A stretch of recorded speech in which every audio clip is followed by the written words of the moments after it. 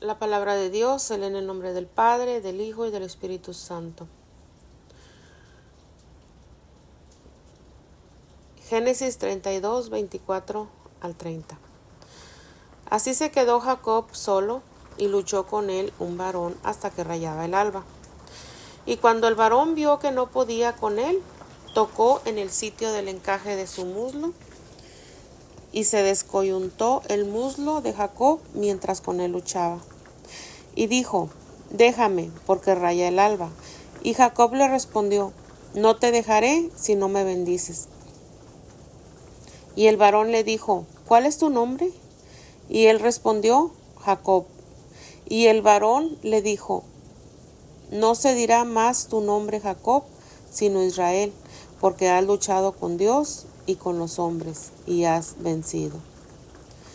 Entonces Jacob le preguntó y le dijo: declárame ahora tu nombre. Y el varón le respondió: ¿por qué me preguntas por mi nombre? Y lo bendijo allí. Y llamó Jacob el nombre de aquel lugar Peniel, porque dijo: vi a Dios cara a cara, y fue librada mi alma.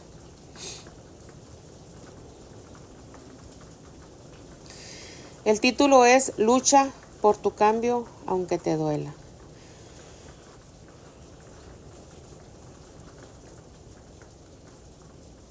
En este pasaje bíblico podemos sacar algunas preguntas. ¿Con quién peleó Jacob? ¿Era un ángel? ¿Era un arcángel? ¿O era Jesucristo? ¿Por qué dice que el varón no podía con Jacob, siendo alguien tan poderoso, y Jacob un humano? ¿Por qué Jacob pedía la bendición si ya la tenía? Ya la había robado a su hermano. ¿Por qué el varón le pregunta su nombre si él ya lo sabía? ¿Por qué le cambió el nombre de Jacob a Israel? El nombre de Jacob, significa el que toma por el tobillo o el engañador. Jacob, desde que estaba en el vientre de su madre, quiso hacer las cosas a su manera, por sus propios medios y a su conveniencia. Tomó a su hermano Esaú por el tobillo cuando estaba naciendo, porque él quería nacer primero. Le compró a su hermano la primogenitura, abusando de que su hermano estaba hambriento. Engañó a su padre Isaac, ayudado por su madre, haciéndole creer que él era Esaú, y recibió la bendición con engaños. Cuando su hermano Esaú supo que le había robado la bendición de su padre, lo buscó para matarlo, pero Jacob huyó. Cuando llegó a casa de Labán,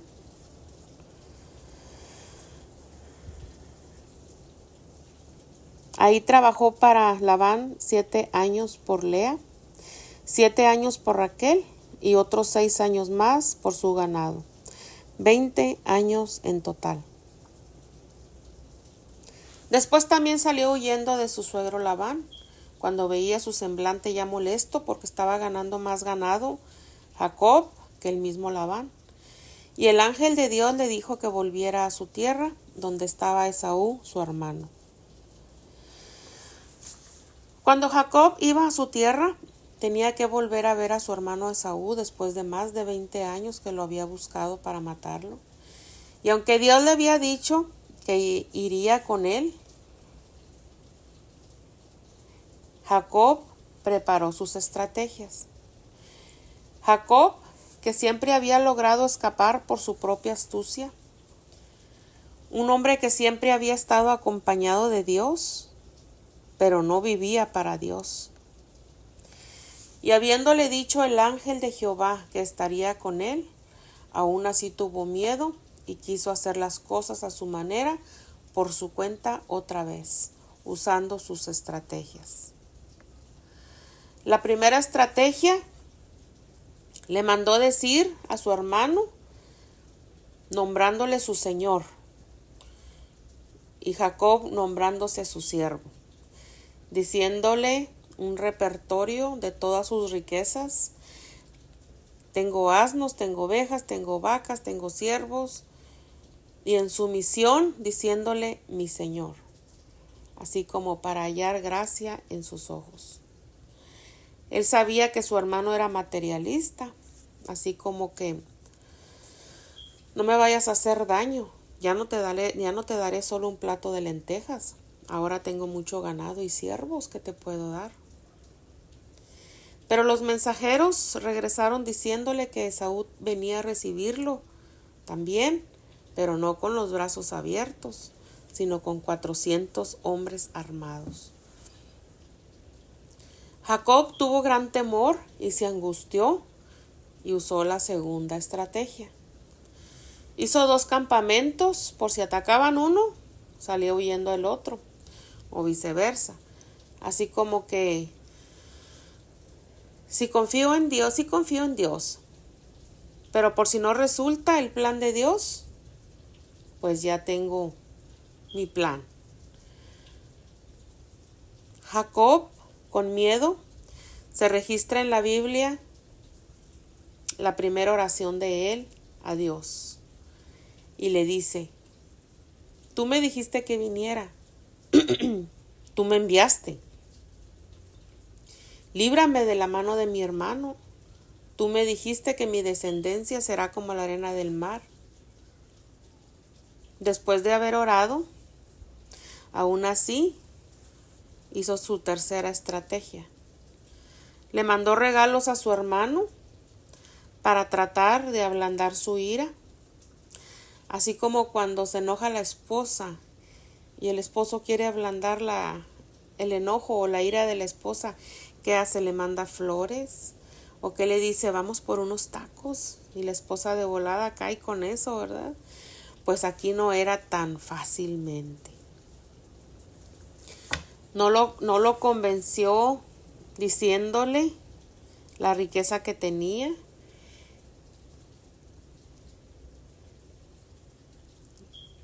Y ahora lo que hizo fue enviarle los regalos para que los vea con sus propios ojos. Jacob, después de haber orado, durmió esa noche y despertó e hizo cruzar el río de Jaboc, primero a sus 2 esposas por delante, a Lea y a Raquel. Luego a sus 11 hijos y todas sus pertenencias. Y él no cruzó, él se quedó solo.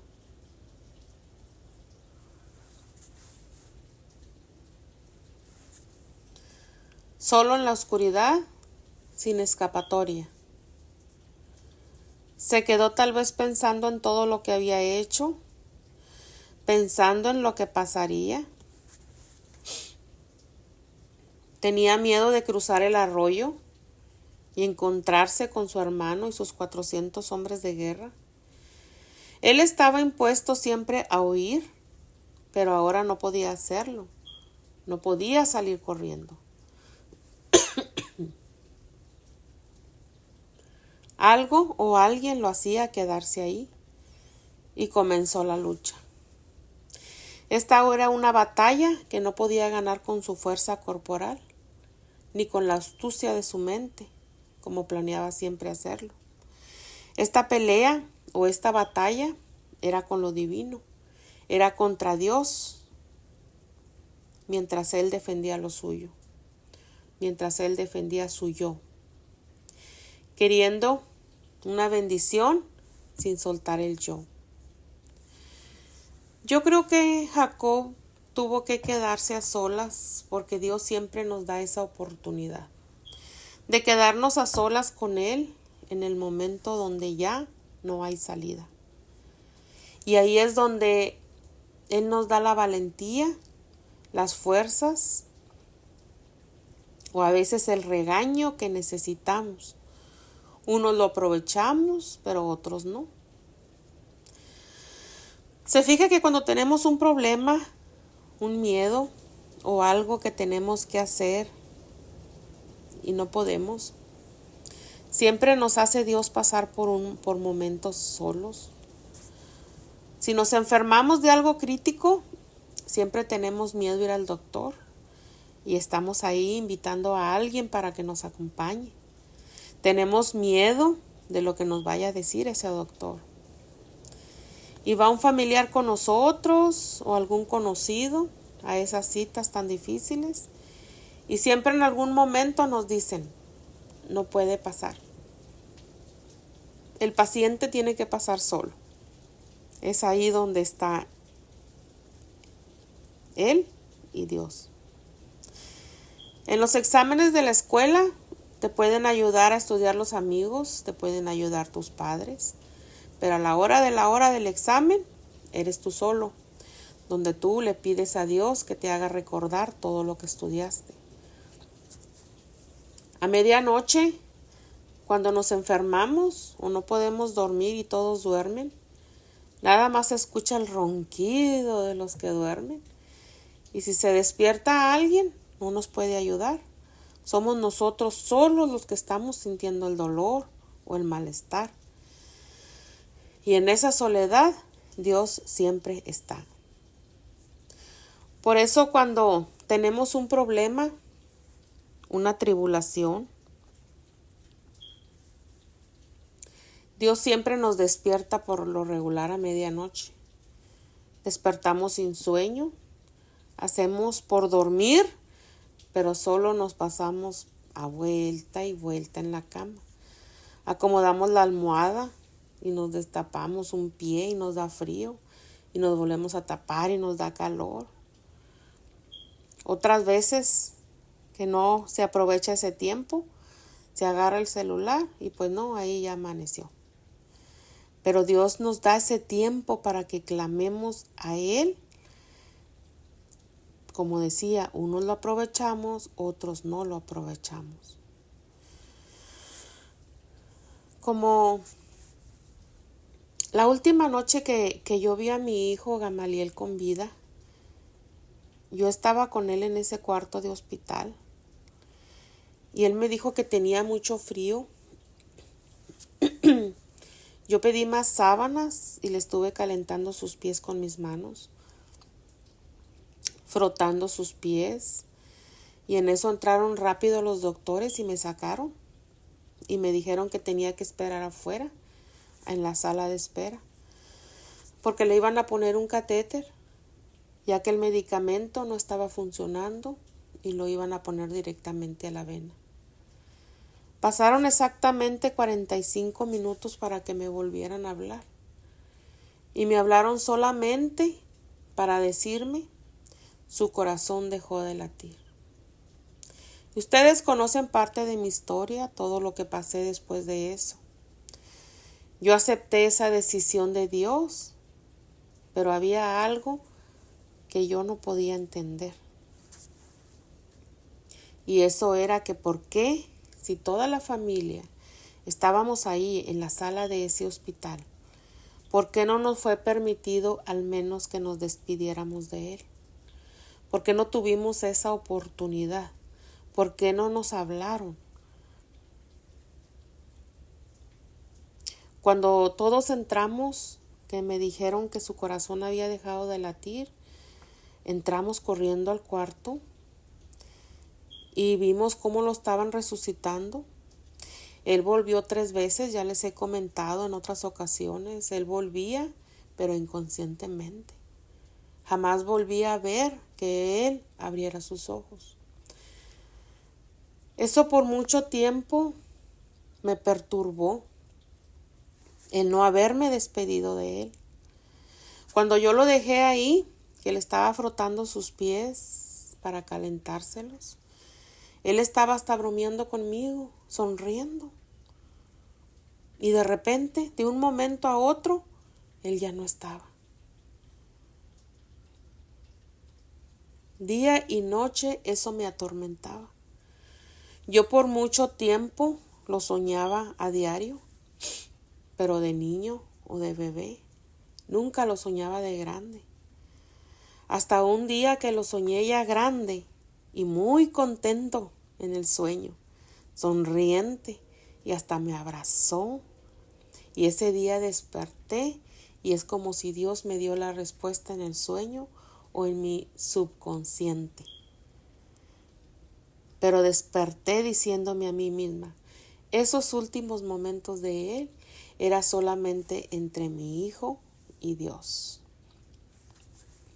Ahí donde nadie podía ayudarlo, ni mamá, ni papá, ni amigos, ni los hermanos de la iglesia, ni el mismo doctor de esos hospitales tan famosos del Germán, que porque tienen los mejores doctores, ni el doctor lo pudo ayudar. Ahí nadie podía ayudarlo. Solamente mi Dios Todopoderoso, que en su misericordia le dio esa oportunidad. Mi hijo Gamaliel fue entregado de bebé. Aceptó a Cristo a sus 13 años. Fue bautizado y era temeroso de Dios. Él sabía quién era Dios. Y en la última semana yo pude ver su quebrantamiento de espíritu. Él creció en la iglesia, en los cultos, en las dominicales, en las clases de los niños. Y cuando yo ya lo vi sin vida, su rostro se miraba en paz. Yo lo veía como si él estuviera solamente dormido. Así como estaba de grandote, ya a sus 21 años, yo cada noche iba a darle su beso de buenas noches. Y a veces no lo alcanzaba despierto porque él se dormía muy temprano. Y así se veía su rostro, igual como si estuviera dormido. No tengo ni la menor duda de que Dios y él tuvieron una conversación aquí en la tierra en sus últimos momentos, antes de recibirlo. Así Dios tenía que tener a Jacob solo antes de tratar con él. Ya le había hablado por sueños, como cuando vio la escalera donde subían y bajaban ángeles, pero esta vez sería cara a cara, porque ese varón era Jesucristo. Pero ¿por qué dice el versículo que Jesucristo no podía con Jacob? Es porque no estamos hablando de fuerza, estamos hablando de la voluntad de Jacob. Dios no puede con usted o Dios no puede conmigo. No puede con nosotros, no por falta de poder. Nuestro Dios es poderoso. Él es creador y Señor de todas las cosas. Y si hablamos de fuerzas, pues con un simple toque le deslocó la cadera del muslo de Jacob. El leer que Dios no podía con Jacob es que no puede con nosotros para cambiarnos si nosotros mismos no se lo pedimos, si nosotros no se lo permitimos o no aceptamos quiénes somos o lo que somos, porque Él nos ha dado libre albedrío. A veces nos hacemos a oídos sordos cuando Él nos habla diciendo qué es lo que quiere de nosotros. Nos habla y nos habla por una lectura bíblica, en una predicación, en una alabanza, y endurecemos nuestros corazones. No queremos obedecerle y entregarnos completamente a Él. Hay ocasiones en que Dios no puede con nosotros, así como no podía con Jacob. Dios tuvo que luchar con él, porque él se aferraba a su nombre, Jacob el engañador, y no aceptaba que él era el engañador. Nosotros nos aferramos al yo. A veces luchamos con Dios cuando nos defendemos o nos justificamos ante Dios. ¿Qué le decimos? Sí, Señor, escuché la prédica y sí quería servirte, Señor, pero, siempre hay un pero. Sale a relucir el yo. Primero era yo, luego yo y después Dios. O sí quería obedecerte, mi Dios, pero, complete usted la frase, pero, Dios lucha con nosotros, Dios lucha con nuestro yo, Dios lucha con nuestro orgullo. Lamentablemente hay muchas personas que se han ido de este mundo abrazados de su yo. No quisieron soltarlo. Toda persona que se deja usar por Dios luchó o está luchando Dios contra su yo. Y Dios en su infinito amor sabe cómo tratarnos, sabe la manera exacta de cómo hacernos entender y despojarnos del yo. Pero eso duele. La muerte del yo es dolorosa cuando no queremos soltarlo por nosotros mismos. Dios destruye nuestro yo cuando no se lo entregamos por voluntad propia, tocándonos donde más nos duele. A Jacob, ¿qué le hizo? Le deslocó la cadera. Según los doctores, cuando se desloca la cadera, queda presionado el nervio ciático. Los que han sentido ese dolor es horrible, pues eso le pasó a Jacob en su cadera. Porque cada que hacía algo, huía. Huyó de su hermano, huyó de su suegro. Engañaba y huía. No quería decir su nombre, esa fue la lucha. No quería aceptar que él era el engañador, Jacob. Y nosotros constantemente luchamos con el yo en contra de la voluntad de Dios. Jacob engañó a su padre disfrazándose de su hermano y a él lo engañaron disfrazando a Lea como si fuera Raquel. Ahí es cuando él se debió haber arrepentido de haber engañado a su padre, confesarlo cuando le hicieron lo mismo. Pero ¿qué hizo?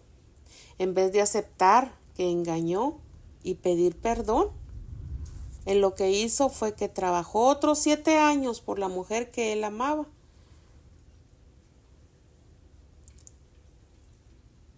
La voluntad de Dios para Jacob era Lea, no Raquel. La voluntad de Dios para Jacob era Lea, porque de ella vino la tribu de Judá, de la cual vino el Salvador. No vino de Raquel. Pero él terco que quería a Raquel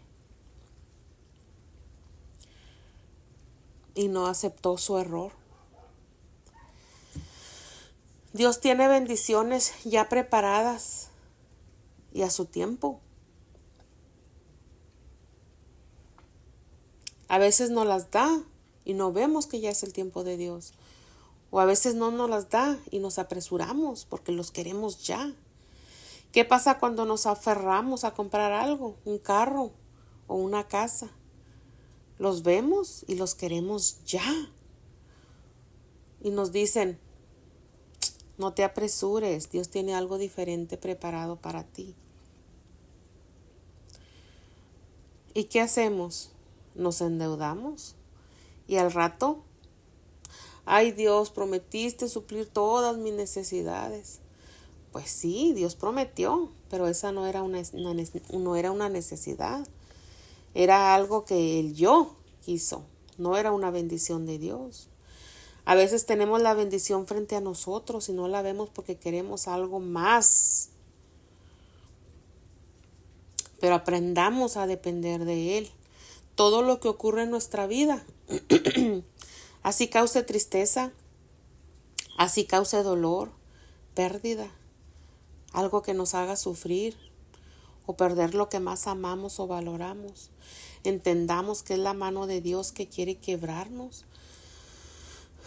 o quitarnos algo para darnos algo mejor. El propósito de Dios no es que suframos, pero como no entendemos, no lo dejamos vencer, no nos dejamos vencer por Él, no caemos rendidos a sus pies, a su voluntad, entonces Dios tiene que tomar otras medidas drásticas para doblegarnos. Jacob quería la bendición de Dios cuando luchó con Él, pero quería seguir siendo igual. No aceptaba que su nombre era el engañador. El ángel le preguntaba, ¿cuál es tu nombre? Y él no le respondía y ya casi amanecía. Hasta que le descoyuntó la cadera fue cuando dijo su nombre. Dijo, soy Jacob. Como reconociendo, sí, soy el engañador. Debemos morir a nosotros mismos. Debemos dejar vencernos por Dios en contra de nuestro yo. Debemos pelear por la bendición a que nos duela. A veces nos duele dejar lo que nos gusta, aunque sabemos que no le agrada a Dios. Porque dentro de nosotros siempre está peleando, siempre estamos peleando con el yo. Estamos en una batalla diaria. Dentro de nosotros viven dos seres, uno espiritual y uno carnal. Uno quiere hacer lo bueno, otro quiere hacer lo malo. El carnal quiere agradar a la carne, le gusta lo malo. El espiritual quiere agradar a Dios, dice Romanos 8:5. Porque los que son de la carne piensan en las cosas de la carne, pero los que son del espíritu en las cosas del espíritu. Porque el ocuparse de la carne es muerte, pero el ocuparse del espíritu es vida y paz.